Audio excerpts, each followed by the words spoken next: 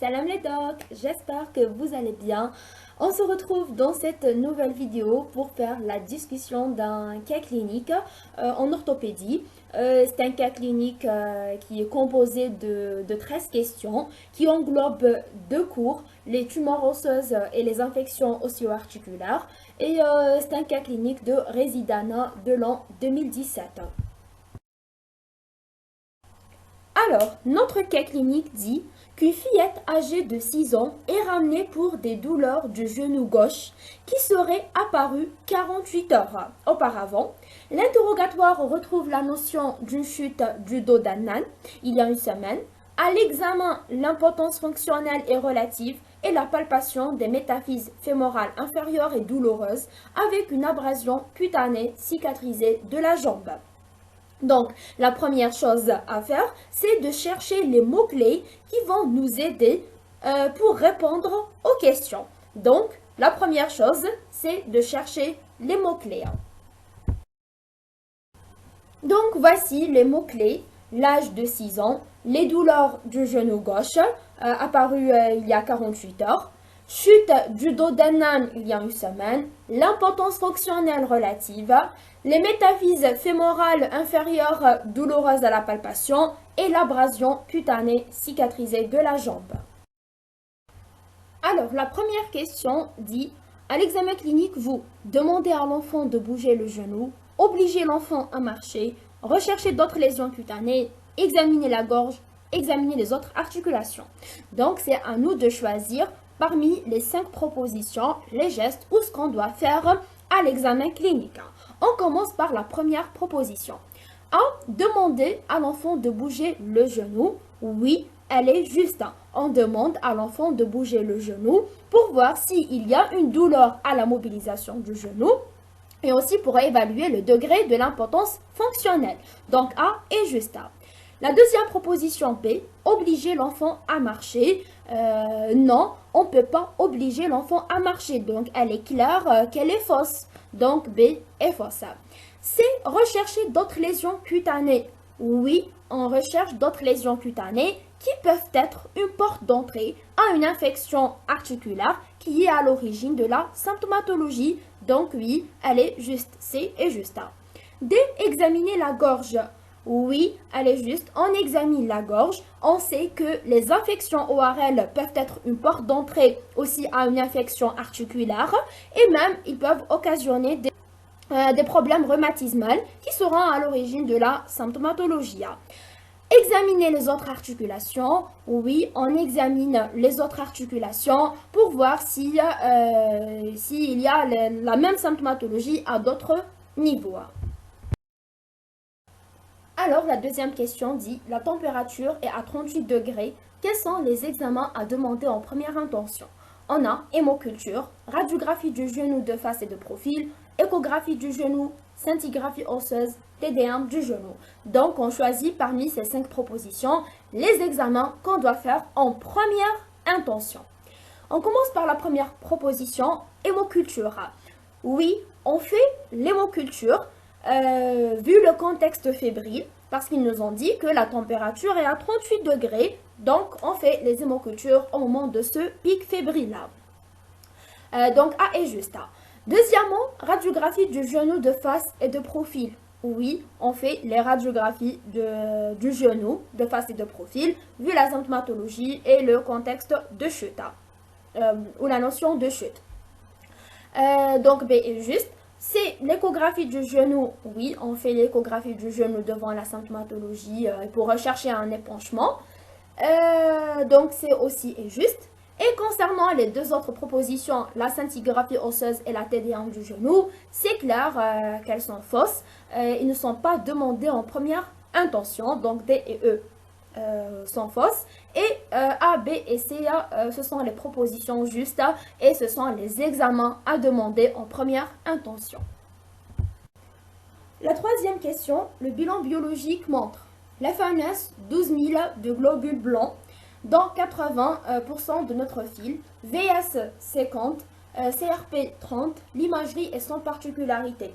Quel diagnostic évoquez-vous? On a premièrement lésion méniscale du genou, hémarthrose du genou, ostéoarthrite aiguë du genou, ostéomyélite aiguë du fémur, rhumatisme articulaire aigu. Donc, d'après ce bilan biologique, on conclut qu'on a une hyperleucocytose apolynucléaire neutrophile, VS accéléré, CRP positive et l'imagerie et son particularité. Donc, on a un contexte inflammatoire et d'après les données cliniques, donc on a des douleurs dans un contexte infectieux. Tout ça, donc d'après les données qu'on a, on est orienté ou bien on évoque une origine infectieuse. On voit avec les propositions. Donc la première proposition, lésion méniscale du genou, non, elle est fausse, c'est un diagnostic écarté. B, hémarthrose du genou, non, elle est fausse. C, ostéoarthrite aiguë du genou, oui, c'est un diagnostic évoqué, vu le contexte. Et aussi l'ostéomyélite aiguë du fémur, oui. Et n'oublions pas, que toute douleur osseuse fébrile chez un enfant qui est proche du genou, loin du coude, est une ostéomyélite aiguë jusqu'à preuve du contraire. Donc, dans notre cas, c'est un enfant de 6 ans qui a des douleurs. Elle a des douleurs, donc c'est une fillette. Elle a des douleurs au niveau des métaphyses fémorales inférieures, donc elle est proche du genou. Et dans un contexte fébrile, la température est à 38 degrés, donc on évoque une ostéomyélite aiguë du fémur. Donc elle est juste. Et le rhumatisme articulaire aigu, non, il n'y a pas des signes ou là les critères positifs du rhumatisme articulaire aigu. Alors, la quatrième question, quelle conduite adoptez-vous? Simple surveillance, corticothérapie de courte durée, antibiothérapie parentérale double probabiliste, abord chirurgical et trépanation osseuse, immobilisation plâtrée. Donc, vu que la question précédente, on a évoqué l'ostéoarthrite et l'ostéomyélite aiguë, donc, quelle conduite adoptez-vous devant une ostéoarthrite ou une ostéomyélite? La première proposition, une simple surveillance, non, elle est fausse. Deuxièmement, la corticothérapie de courte durée, non, elle n'a pas d'indication. C'est antibiothérapie parentérale double probabiliste, oui, on fait une antibiothérapie, là on donne une antibiothérapie parentérale double probabiliste et dès l'identification du germe, on peut poursuivre le traitement avec un seul antibiotique qui sera adapté au germe. Donc c'est juste. Abord chirurgical et trépanation osseuse, non. Et la dernière proposition, immobilisation plâtrée, oui, elle est juste. Donc on fait l'immobilisation plâtrée dans un but ontalgique, pour prévenir les fractures pathologiques et pour lutter contre les attitudes vicieuses. Donc les deux propositions justes, c'est l'antibiothérapie parentale double probabiliste et l'immobilisation plâtrée. Alors la cinquième question, quel est le germe le plus souvent en cause? Streptocoque, staphylocoque, pseudomonas, enterococcus ou la Klebsiella. Faites la question, nous allons l'âge. Les rois le germe qui est le plus souvent en cause. Parce que les infections ostéo-articulaires, les germes, c'est en fonction de l'âge. Le cours. Donc avant l'âge de 5 ans, c'est surtout la Klebsiella. Après l'âge de 5 ans, c'est surtout le staphylocoque. Donc vu l'âge de la fillette qui est de 6 ans, donc c'est plus de 5 ans, le germe le plus souvent en cause, c'est le staphylocoque. Donc la proposition juste est B. Alors la sixième question, l'efficacité du traitement est jugée sur l'évolution de la VS et de la CRP, la ponction du genou, la scintigraphie osseuse répétée, l'évolution de la fièvre, l'examen clinique du genou.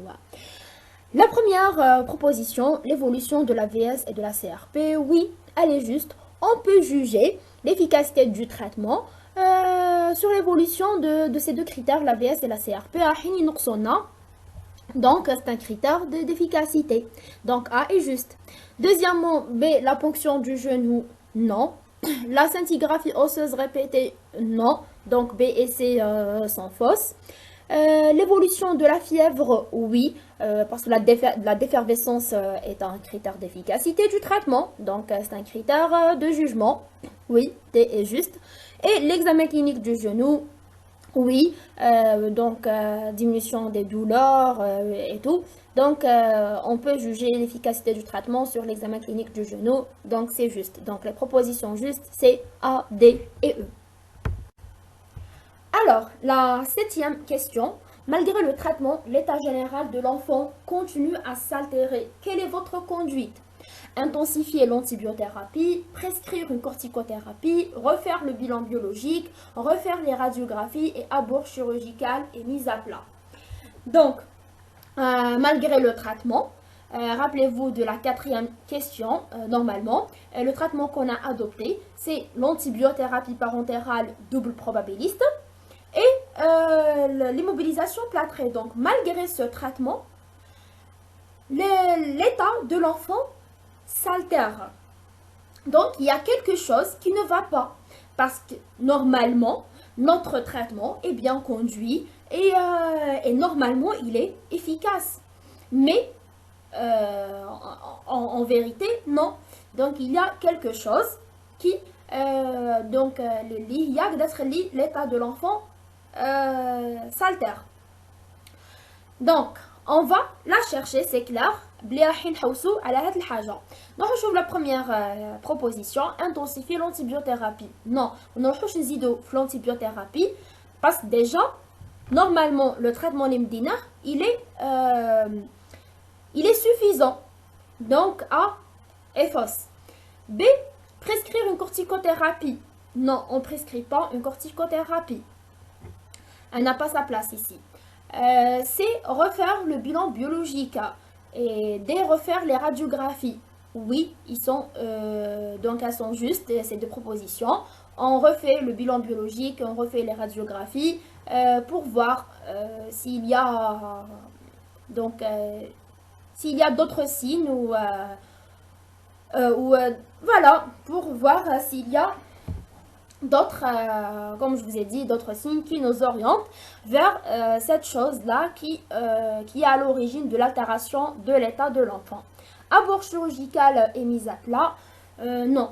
Non, donc on doit chercher la cause de l'altération de l'état de l'enfant. Donc on refait les bilans biologiques et on refait les radiographies. La huitième question, les hémocultures sont négatives. La température reste à 38 degrés. Les radiographies du genou montrent des images d'apposition périostée métaphysaire distale. Que peut-on évoquer? Une monoarthrite rhumatismale, une arthrite à germe spécifique du genou, un ostéosarcome distal du fémur, un sarcome d'Ewing distal du fémur, un chondroblastome du genou. D'abord, قبل ما نبدا في la question, شوفوا بعدا باللي في l'énoncé تاع la huitième question, قال لك les hémocultures sont négatives, les températures كدا, les radiographies du genou. Donc هنايا شغل une réponse à la question اللي قبلها باللي on a refait les bilans biologiques et on a refait les radiographies. Donc des fois la réponse d'une question راهي في الكيسيون الاخرى اللي وراها. Voilà. Donc les hémocultures sont négatives. Donc il n'y a pas de germe. Mais la température reste élevée. Et les radiographies du genou montrent des images d'apposition périostée métaphysaire distale. Là, on évoque une pathologie tumorale qui est à l'origine de ce problème. Donc, il est à l'origine de ça. Donc, la première proposition, une monoarthrite rhumatismale, non. Mais quand je t'orientena, pardon, l'IHA, donc c'est un diagnostic écarté. Donc, A est fausse. B, une arthrite à germe spécifique du genou, non. Donc, c'est un ostéosarcome distal du fémur. Oui, c'est possible. L'ostéosarcome, il est fréquent aussi chez l'enfant. Donc, on l'évoque. Un sarcome d'Ewing distal du fémur, oui, on l'évoque aussi. Vu le contexte infectieux, ou bien le contexte inflammatoire, le fébricule, les VS et CRP qui sont élevés. ما نساوش في les questions اللي قبل اللي قالوا بال VS et CRP qui sont élevés et la température, le fébricule. Et aussi, il est fréquent chez l'enfant. Donc, on évoque un ostéosarcome et un sarcome de Young.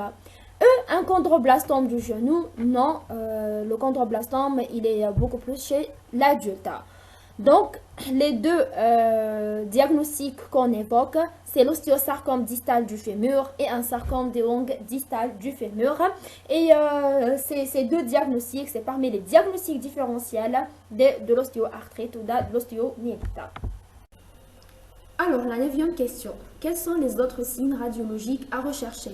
Une image en feu d'herbe, une lise osseuse avec effraction corticale, une image de négus avec ostéocondensation périphérique, une image d'ostéocondensation, une image lacunaire bien circonscrite. Donc, vu que la question précédente, on a évoqué une pathologie tumorale, et c'est des tumeurs malignes. Donc, on cherche les signes radiologiques de malignité. Donc, on commence par la première proposition A, une image en feu d'herbe. Oui, elle est juste. Elle signe la malignité. Donc, A est juste. Deuxièmement, une lise osseuse avec effraction corticale. Oui, elle est aussi juste. C'est un signe de malignité. Donc, B est juste. Une image de négus avec ostéocondensation périphérique. Non, elle est fausse. Une image d'ostéocondensation, oui, elle est juste, on recherche une image d'ostéocondensation. Et la dernière proposition, une image lacunaire bien circonscrite, non, elle est fausse. Donc les deux signes, ou bien les trois signes qu'on cherche à la radiologie et qui évoquent une pathologie tumorale maligne, c'est une image en feu d'herbe, une lise osseuse avec effraction corticale et une image d'ostéocondensation. Alors, la 10e question, quel examen est indispensable à la prise en charge? L'échographie du genou, la TDM du genou, l'arthroscanner du genou, l'IRM du membre inférieur et l'arthroscopie du genou.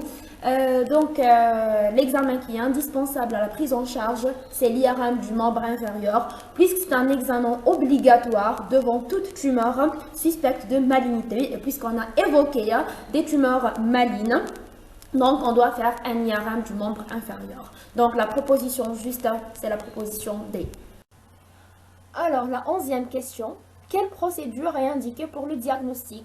Ponction cytologique, biopsie à l'aiguille, biopsie au 3/4, biopsie chirurgicale, biopsie exérace d'emblée. La réponse est évidente, c'est la biopsie chirurgicale. Donc, la proposition juste est D. Donc, une petite remarque, on peut faire la biopsie à l'aiguille, mais la biopsie chirurgicale est préférable pour éviter les erreurs diagnostiques. Et vu qu'il y a une seule proposition juste, et c'est clair que c'est la biopsie chirurgicale. Voilà. C'est une petite parenthèse, et d'après le cours, mais la proposition juste est la biopsie chirurgicale. La 12e question, quels autres examens sont nécessaires pour compléter le bilan d'extension? TDM du genou, scintigraphie osseuse, TDM thoracique, TDM cérébral, IRM thoracique. La première proposition, la TDM du genou, non, vu qu'on a déjà fait l'IRM du membre inférieur. Deuxièmement, on a donc A est fausse. B, la scintigraphie osseuse, oui, on doit faire la scintigraphie osseuse. Donc B juste. C'est la TDM thoracique, oui, c'est pour voir les localisations pulmonaires. Donc c'est juste. TDM cérébrale, non. On n'a pas des. Donc la TDM cérébrale, c'est devant des signes d'orientation, d'atteinte cérébrale. Donc, le bilan d'extension en dehors des signes. Donc, des fausses. Et eux, IRM thoracique et la TDM thoracique. Donc, les deux propositions justes, C, B et C. Alors, la dernière question, le traitement est chirurgical d'emblée, une chirurgie suivie par une chimiothérapie seule, une radiothérapie, une chirurgie encadrée par la chimiothérapie. Donc la réponse est claire, c'est E. C'est une chirurgie encadrée par la chimiothérapie parce que actuellement c'est le schéma thérapeutique, c'est les tumeurs les tumeurs osseuses malignes primitives. Donc on fait la biopsie, on fait une chimiothérapie de 3 à 4 mois, puis on fait la chirurgie et l'analyse de la pièce opératoire pour classer les patients en bons répondeurs ou mauvais répondeurs. S'ils sont bons répondeurs, on fait la reprise de la chimiothérapie avec les mêmes drogues. S'ils sont mauvais répondeurs, donc on change le protocole. Et donc voilà, c'est une chimiothérapie qui encadre la chirurgie, c'est-à-dire en pré et en post-opératoire. La radiothérapie, c'est beaucoup plus, c'est pour les tumeurs qui sont peu accessibles à la chirurgie. Ou là, pour les tumeurs, pour les tumeurs métastatiques. Donc, voilà. Une chimiothérapie seule, non, elle n'a pas d'indication. Une chirurgie suivie par une chimiothérapie, non, c'est une chirurgie encadrée par la chimiothérapie. Chirurgie d'emblée, non. Donc, la proposition juste, c'est une chirurgie encadrée par la chimiothérapie. Voilà le corrigé type de ce cas clinique. Et donc voilà, on est arrivé à la fin de cette vidéo. J'espère que ce cas clinique est fit comme que ce soit d'autres cas cliniques ou là un petit rappel à la les deux cours. Mémorisez bien les informations. ان شاء الله يعبي فيكم اذا غلطت في حاجه ولا كاينه حاجه ما je l'ai pas bien expliqué, n'hésitez pas de m'avertir en commentaire et même de me donner d'autres explications, pourquoi pas هكا باش نستفاد انا تاني ويستفادوا les gens اللي راح يشوفوا هاد la vidéo. N'oubliez pas de partager cette vidéo avec vos amis, avec votre promo ou donc groupe de promo ou bien de rotation هكا هما تاني يستفادوا معاكم ان شاء الله. Et voilà, نقول لكم دعواتكم لي وملتقى في d'autres vidéos ان شاء الله. Allez, bon courage.